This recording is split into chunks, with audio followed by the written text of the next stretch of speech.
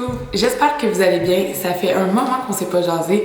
Puis là, je vous reviens pour une situation qui est quand même assez particulière parce que j'ai eu énormément de demandes pour tourner cette vidéo-là. En fait, pour donner simplement plus d'informations et c'est concernant ma chirurgie plastique à laquelle j'ai eu recours le 30 juin dernier. Si vous me suivez sur Instagram, vous êtes au courant du processus, vous êtes au courant en fait un peu de qu'est-ce qui m'a amené à faire ça.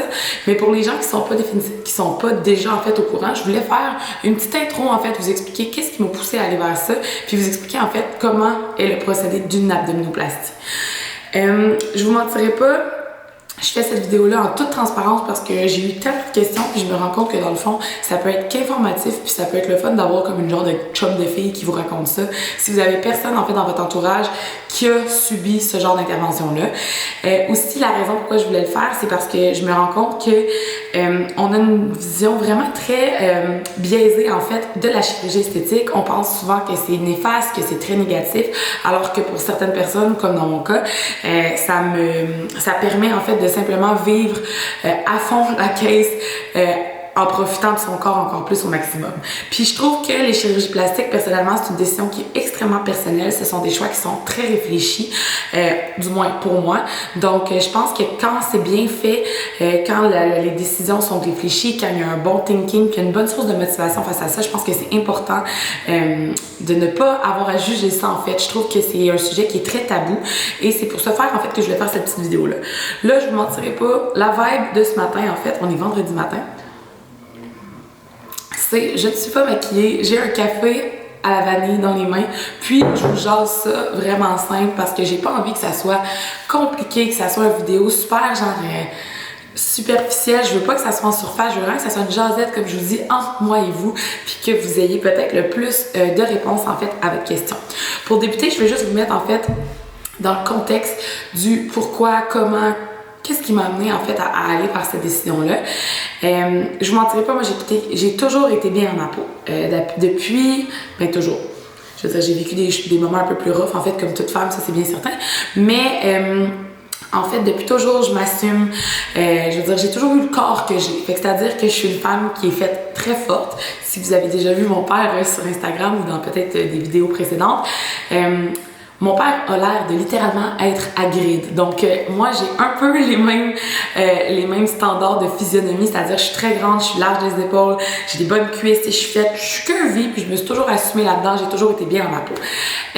Depuis des années, je dirais depuis que j'ai environ 8 ans, j'ai le même petit bedon que j'ai toujours eu.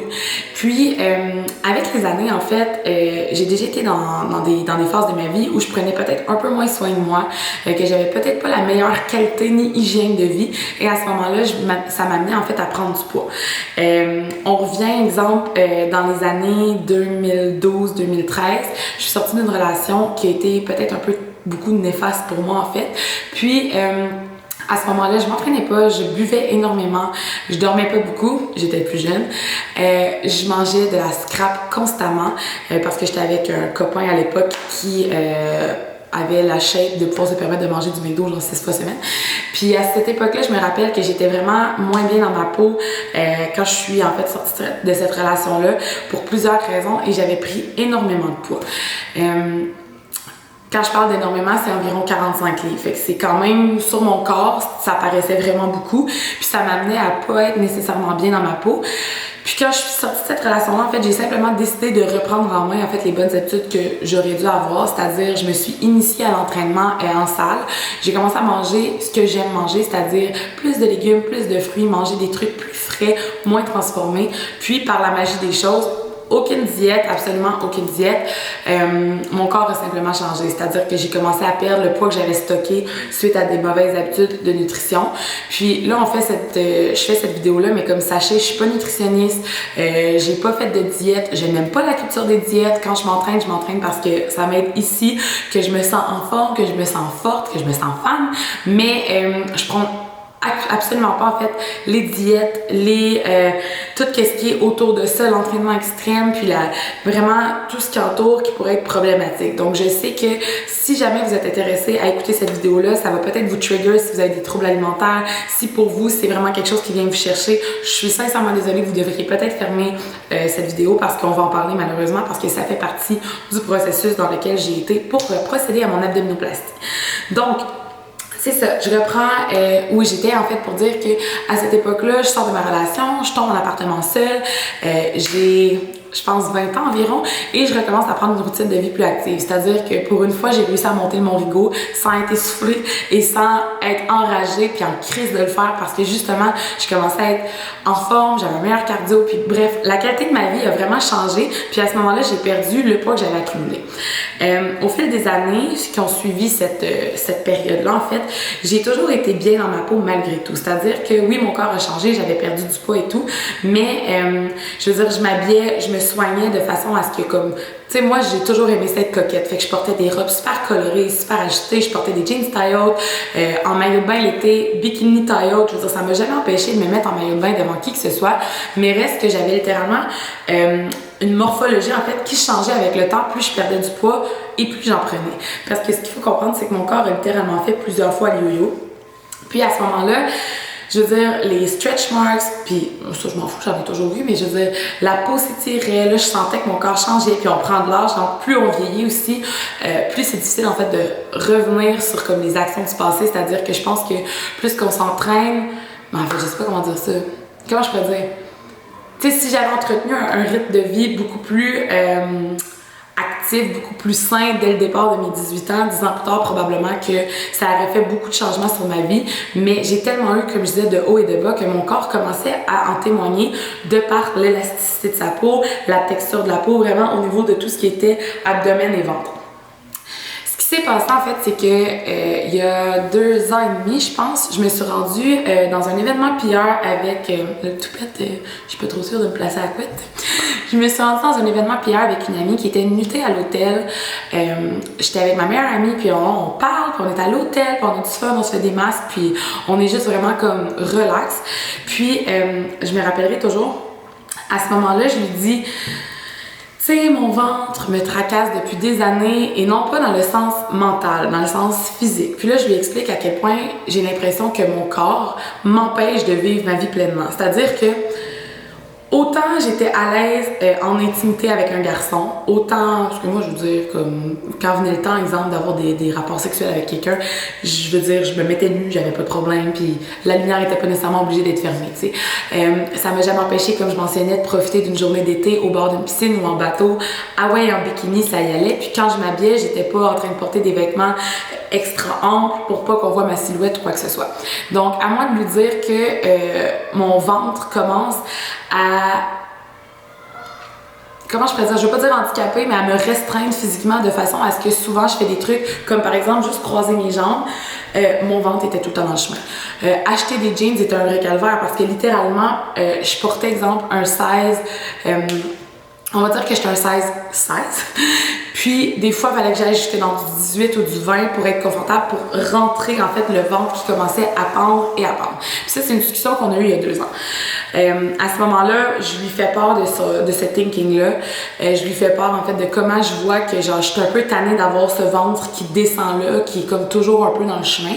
Puis, à cette même soirée-là, je me rappellerai toujours, j'avais extrêmement mal parce que ce pli de peau-là, en fait, ce ventre-là qui commençait à descendre, était irrité et c'était irritant. Fait que c'est-à-dire que quand je regardais, je me rappellerai toujours cette soirée-là à l'hôtel, j'ai littéralement juste comme levé mon ventre, puis j'ai vu, exemple, sous la ligne, en fait, qui était comme cachée en fait par la peau, c'était rouge presque au sang, c'était irrité, ça faisait mal, il a fallu que je nettoie ça, il a fallu que je mette comme un genre d'onguent. C'était extrêmement douloureux parce que c'est comme si il y avait tellement de frottements, je tassais tout le temps ça dans mes pantalons, c'était super serré, bref, c'était un estique de calvaire, ok? Puis, à un certain point, suite à cette discussion-là, ma meilleure amie me dit, tu sais, Ellie, pour vrai, t'en as souvent parlé de cette partie de ton corps-là qui t'empêche pas de vivre, mais qui te complique un peu la vie. Pourquoi tu le ferais juste pas? Puis, c'est comme ça, en fait, que j'ai juste fait, ouais, dans le fond, pourquoi je le ferais pas? Pourquoi j'irais pas vers cette décision-là? Pourquoi je me gâterais pas, en fait, avec ça, alors que je suis capable de m'acheter, exemple, des sacs à main griffés, que je suis capable d'aller au restaurant, tu sais. Je veux dire, je suis capable de me gâter dans la vie, fait que je pense que je suis capable de faire ce move-là, qui est quand même un investissement, on va le dire, pour que ce soit fait pour le restant de ma vie. Puis, suite à cette discussion-là, j'ai commencé à faire mes recherches sur les chirurgiens qui étaient qualifiés pour faire l'abdominoplastie et qui étaient surtout réputés à Montréal en fait pour cette opération-là. Puis je me suis avérée à faire quelques recherches jusqu'à temps que je découvre une jeune créatrice de contenu qui s'appelle Marie-Lou Pilote. J'ai découvert Marie-Lou suite à une rencontre professionnelle dans un cadre d'événement. Puis bref, je m'abonne à elle, je vois son histoire. La fille s'est fait faire je me rappelle plus trop quelle opération, bref, je vais pas rentrer dans les détails, mais elle a une massive perte de poids qui l'amène à avoir un extra de peau et amène les gens dans son auditoire, dans son parcours avec Dr McGill. Et c'est à ce moment-là que je tombe en amour avec Dr Sandra McGill. C'est une chirurgienne de la clinique privée Espace MD à Montréal. Puis à ce moment-là, Marie-Lou me parle en fait de Dr McGill. Puis là, je lui pose des questions, je lui demande comment ça fonctionne. Et je décide de prendre finalement ma consultation avec Dr McGill. Mais entre le moment où j'ai discuté de mon idée avec ma meilleure amie, genre en février, on est rendu en octobre 2019. Donc, je procède à la prise de rendez-vous pour une consultation et au moment où j'entre dans le bureau, puis je suis tellement déçue parce que j'avais pris du footage dans mon char parce que je me disais qu'un jour je voulais vous en parler puis je voulais vous amener à travers ça. Mais j'ai tout perdu. J'ai tout perdu quand je suis allée à Vancouver. Je vais avoir malheureusement supprimé les vidéos. Mais je vous traînais avec moi juste comme dans ma voiture puis vous voyez genre à quel point j'étais nerveuse. Ça signifiait énormément pour moi d'y avoir pensé puis d'avoir pris le rendez-vous, mettons, pour me rendre là. Donc, bref, je me rends à la consultation. Ça coûte environ 100 ou 150 $, je me rappelle plus trop, ça fait quand même un moment déjà. Puis, je me rends à Westmount, donc je me rends compte que la clinique, c'est super sharp, c'est vraiment cool, le staff est super accueillant, ils sont super gentils, et je viens à rencontrer Dr McGill. Puis là, je rentre dans son bureau, puis si on s'entend, c'est au mois d'octobre, donc c'est avant la COVID et tout. Puis, je rentre dans son bureau, puis elle me dit donc, elle dit, une consultation pour une abdominoplastie, enlève ton jeans, montre-moi, enlève ton chandail, on va regarder ça. Puis déjà là, elle me mettait super à l'aise parce que c'est quand même quelque chose quand mon ventre, là, je vais être 100% honnête avec vous. Moi, je l'ai toujours vu, il fait partie de mon corps, ça m'a jamais gênée, mais j'étais très prude de me montrer devant d'autres. C'est-à-dire, lors de l'intimité avec quelqu'un, c'est correct, je veux dire, t'es dans mes exemples, jamais je montrais mon ventre à mes amis jusqu'à il y a environ 2 ans.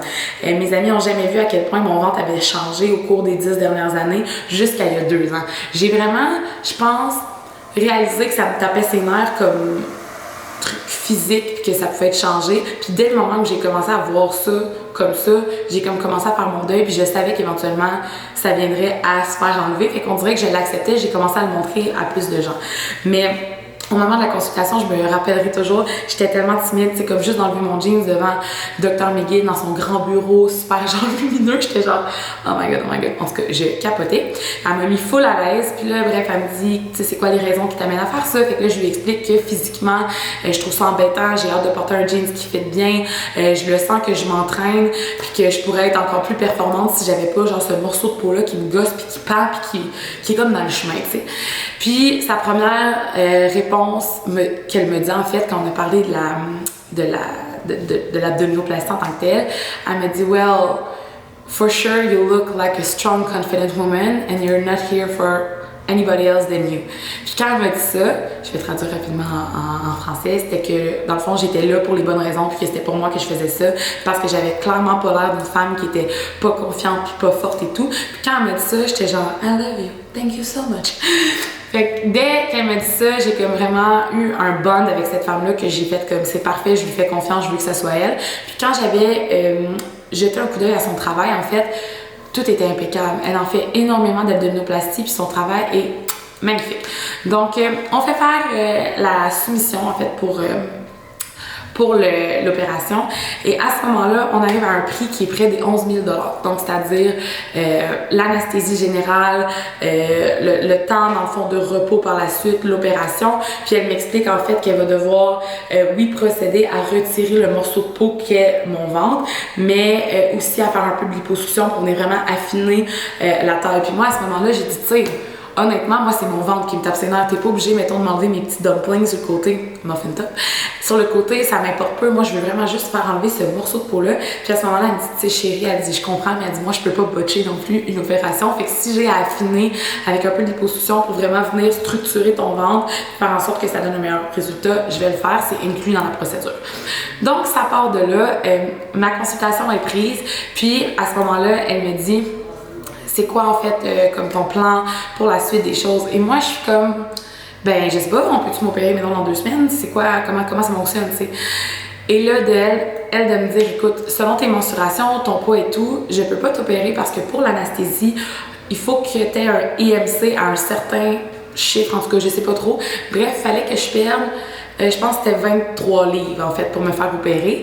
Puis, on est en octobre. Puis à ce moment-là, je vois ça gros comme la terre. Puis je suis comme, mon Dieu, j'arriverai jamais à perdre 23 livres. Je veux dire, ça fait des années que je m'entraînais, que je perdais pas de poids en m'entraînant, mais je rentrais dans des jeans plus petites, les vêtements commençaient à être lousses, je le sentais sur mon corps que ça changeait, mais je m'entraînais tellement musculairement que même mon muscle pesait plus. Donc, au moment où j'ai décidé en fait de me faire opérer, je pesais 253 livres. Ouais, c'est ça. Je pesais 253 livres. Ça faisait longtemps que j'avais pas pesé aussi haut dans le dernier 5-6 ans. Je savais que j'avais pris du poids aussi parce que à ce moment-là, j'étais en relation, puis on allait toujours au restaurant, on se torchait la gueule, je buvais énormément, on mangeait. Honnêtement, je pouvais manger 3 à 4 fois au restaurant par semaine, c'était énorme. Puis pourtant, moi, je suis quelqu'un qui a toujours aimé bien manger, cuisiner, mais là, c'était comme juste un lifestyle différent. Puis, faut réaliser aussi que je ne dormais pas et que j'étais extrêmement anxieuse à cette époque-là. Donc, je pense que tout ça mélangé ensemble avait créé des habitudes un peu moins saines, encore une fois, sur mon corps. Et c'est à ce moment-là, en fait, que j'ai comme repris, en fait, avec Alain, une routine d'entraînement complètement différente parce que, sachant qu'il fallait que je perde du poids, il fallait que j'arrête de prendre de la masse musculaire. Donc, quand je suis partie de ma consultation, j'ai dit à Dr. McGill, parfait, je vais essayer de m'entraîner avec mon entraîneur privé, de changer ma variation d'entraînement pour avoir peut-être plus de cardio pour brûler plus, mais c'était pas dans une optique genre je veux être petite, c'était vraiment genre je veux juste être correcte pour avoir l'anesthésie, pour être chill, pour me faire opérer, puis savoir que j'ai pas de risque, exemple, de péter sa table. Parce que littéralement, c'est ça le risque, c'est que si ton IMC est trop élevé, ils ne prennent pas de chance de t'anesthésier. En passant, je me trompe toujours entre le mot anesthésie puis euthanasie, puis genre ça crée toujours des malaises dans les discussions. Mais c'est ça, ils prennent pas de chance en fait de procéder à l'anesthésie, fait que j'avais simplement décidé, ok, on va changer pardon, une petite tape sur la gueule. Ok, on va changer la routine d'entraînement, côté nourriture, on verra et tout. Puis entre-temps, ce qui s'est passé en novembre, en fait, ma relation s'est terminée. Puis ce qui s'est passé à ce moment-là, c'est que, tu sais, des fois, on est dans une situation où on prend pas vraiment le temps de regarder ce qui se passe autour de nous, puis qu'on est juste tellement dedans que t'es comme sur le cruise control. Puis c'était ce qui se passait dans la dernière relation. Donc, en novembre, quand ça s'est passé, j'ai dormi. C'est vraiment bizarre.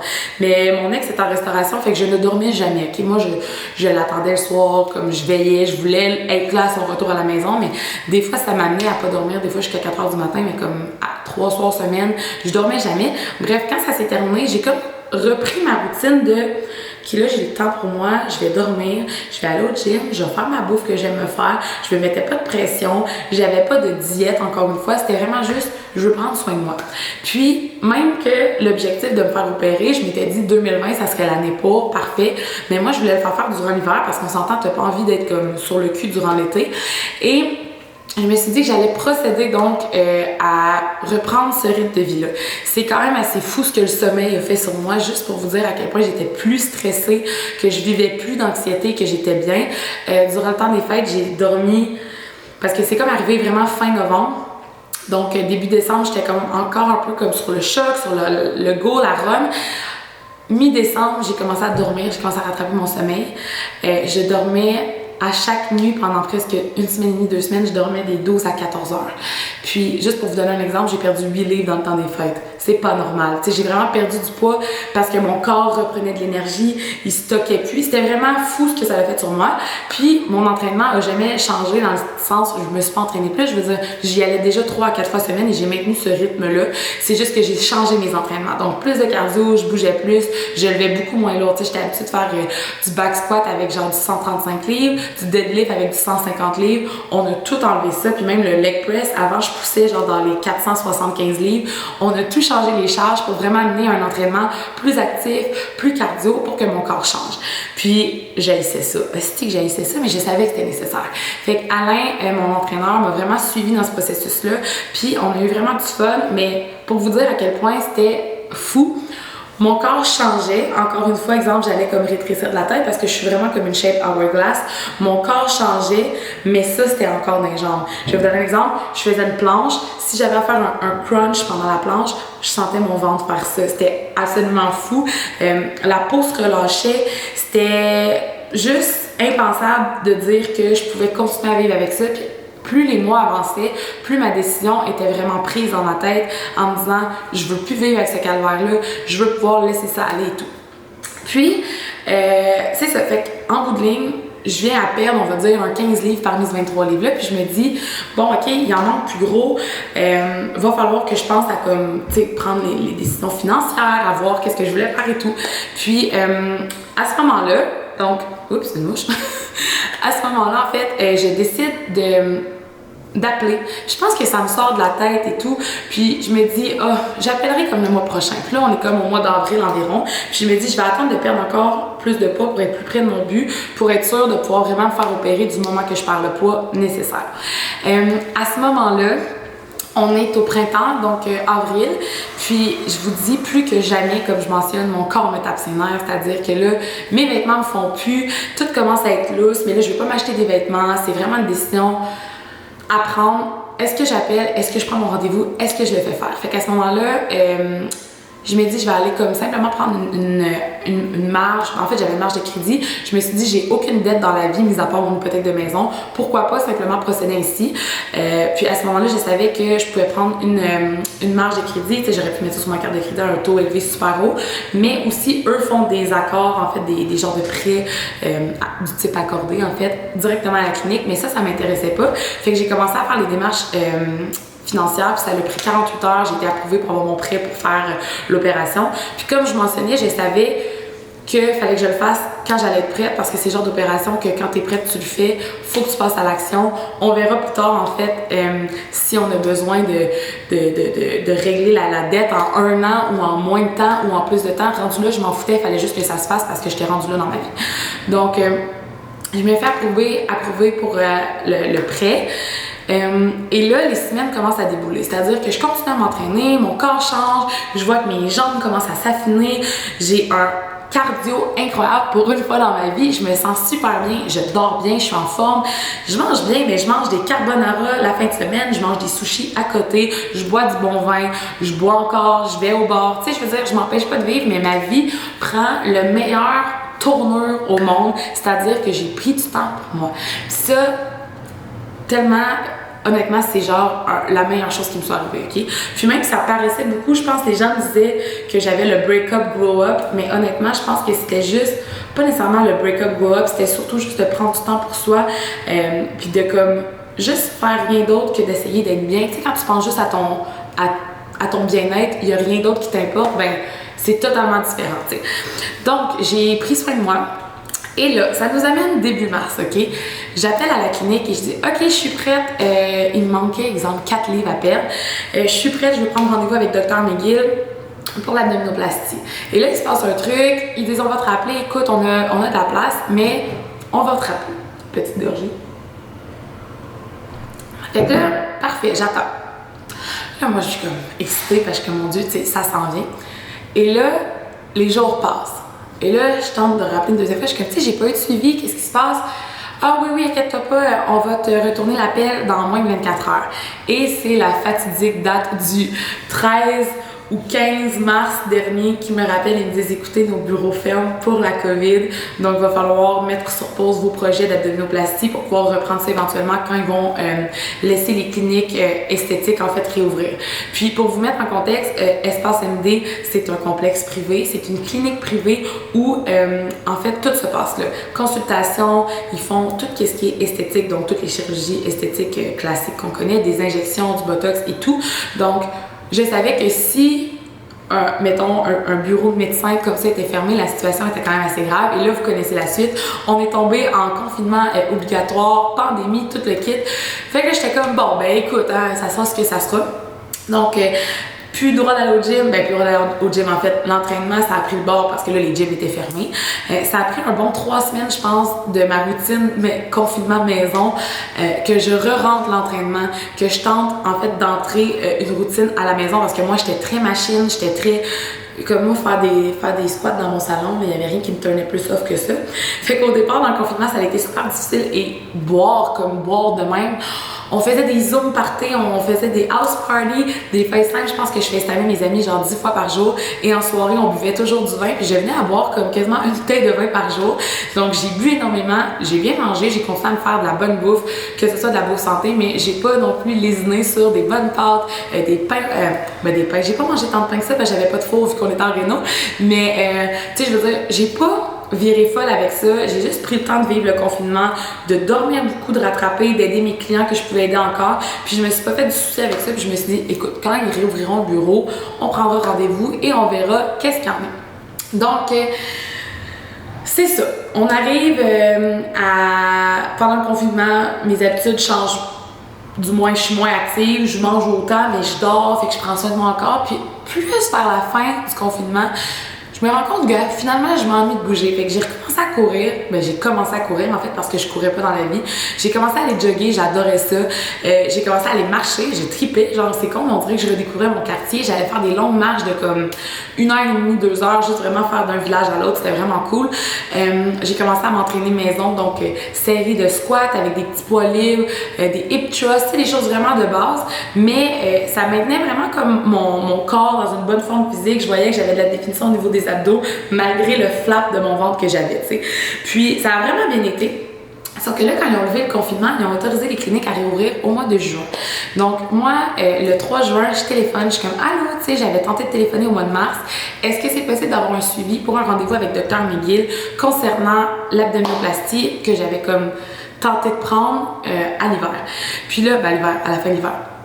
Et là, mon amie est avec moi, puis elle est comme, tu le fais, je suis comme, je le fais, mais je suis comme, je veux pas saccager mon été pour ça, parce que je savais que, selon Dr McGill, on avait parlé d'un temps, c'est environ 2 semaines sur le cul.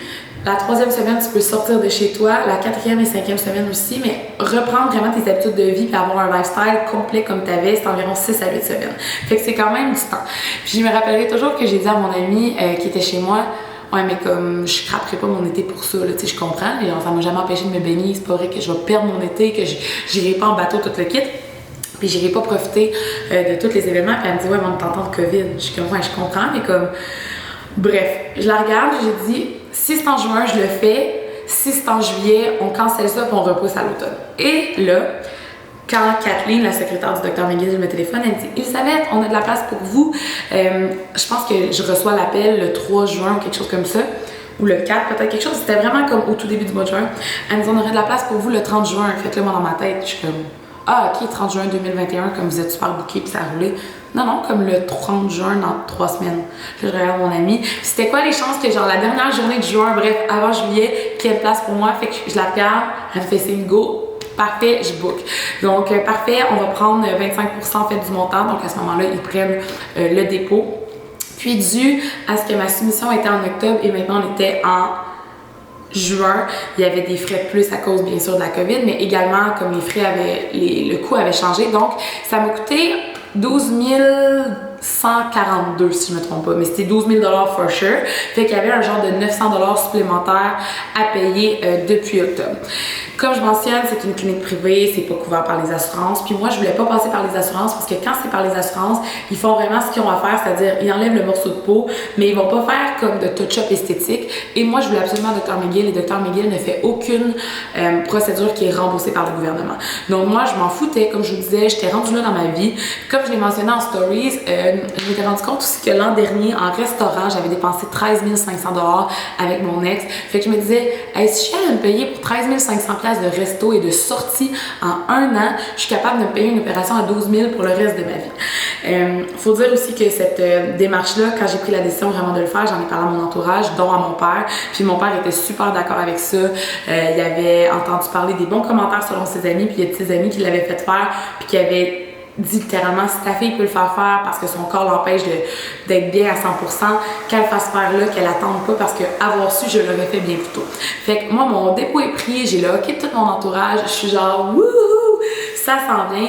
Et là, je commence à chier dans mes shorts parce que littéralement, j'avais la chienne d'en parler aux gens. Et j'ai dû faire un coming out en stories pour l'annoncer à mon audience Instagram. Je tremblais là, comme une feuille. J'étais impossible à gérer. C'était l'horreur. J'avais tellement peur de me faire ramasser parce que je suis tellement pour le body positivity, je suis tellement pour être bien dans sa peau, accepter son corps et tout. Puis je l'accepte mon corps. Je veux dire, jamais en 100 ans je voudrais perdre du poids, je voudrais être plus petite pour qu'est-ce qui est esthétique, physique. Moi, je pense que si c'est une perte de poids pour un truc qui est médical ou qui est une condition, d'accord, go for it. Puis encore là, je trouve tellement que c'est touché comme sujet. Je veux dire, ça regarde qui d'autre que nous-mêmes, tu sais. Même chose pour les chirurgies esthétiques, ça regarde qui d'autre que la personne qui décide de le faire, tu sais. Fait qu'à ce moment-là, j'étais vraiment stressée. Je vous dis, là, mes amis, ils capotaient. Ils étaient comme, pour vrai, Ellie, genre, tu passeras pas au travers, là. Comme, faut vraiment que t'en parles parce qu'à un moment donné, tu sais, je savais que ça allait paraître. Je voulais pas cacher ça aux gens parce que je suis super transparente dans la vie. Donc, c'est comme ça que j'en suis venue à faire des stories et à l'annoncer. Et honnêtement, je dois avoir eu... Je pense que j'ai reçu facile, comme sur ma stories, il y avait eu peut-être... on va dire, il y a peut-être eu 20 000 vues sur ces stories-là. Il doit avoir eu facilement genre 1000 commentaires, réponses. Et les commentaires étaient tous positifs. Puis c'est là que j'ai fait genre... Oh my god, genre, on dirait que c'est comme si j'avais la bénédiction des gens. Puis j'étais comme... Même si je le faisais juste pour moi, je partais avec un stress en moins parce que je vous mentirais pas, ça me stressait plus que l'opération. Fait que, oh my god, en tout cas, j'étais tellement contente. Puis, aussi, dans le fond, je commençais à avoir vraiment hâte que ça arrive parce que là, comme c'était l'été et tout ça, puis là, tu sais, je voulais pas perdre mon été non plus, mais je savais que j'en avais pour au moins 3 semaines à être sur le cul pendant le mois de juillet.